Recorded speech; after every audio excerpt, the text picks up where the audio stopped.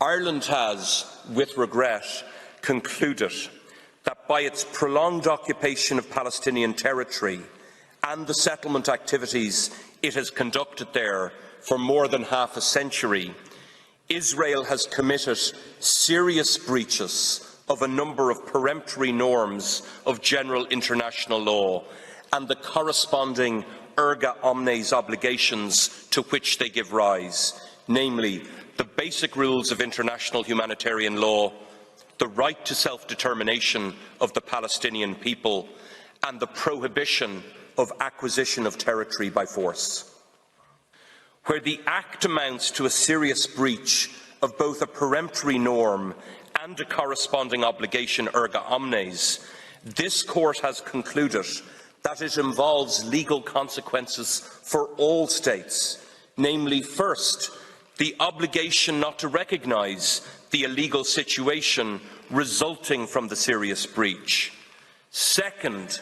the obligation not to render aid or assistance in maintaining the situation created by the serious breach.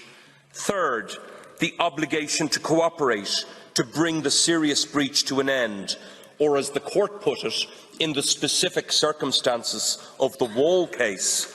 to see to it that any impediment resulting from the construction of the wall to the exercise by the Palestinian people of their right to self-determination is brought to an end.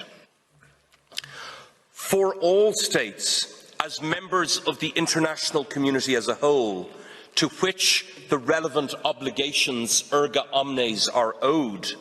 the legal consequences of these serious breaches are, in Ireland's view, straightforward. All states are obliged to cooperate to bring these breaches to an end through lawful means, not to recognise as lawful the situation created by them, and not to render aid or assistance in maintaining that situation. In particular, states are obliged to cooperate to bring to an end Israel's serious breach of its obligation to respect the right of the Palestinian people to self-determination, or as the court found in the Wall case, to see to it that any impediment to the exercise of that right is brought to an end. This includes cooperation by states through the United Nations and, as appropriate, other international organisations, including the European Union. As regards the obligation not to recognise as lawful the situation created by these serious breaches, the Court has provided an example of how this may be achieved in its advisory opinion on the legal consequences for states of the continued presence of South Africa in Namibia. There, the Court found that the duty of non-recognition obliged states, inter alia, to abstain from entering into economic and other forms of relationship or dealings with South Africa, which may entrench its authority over this territory of Namibia.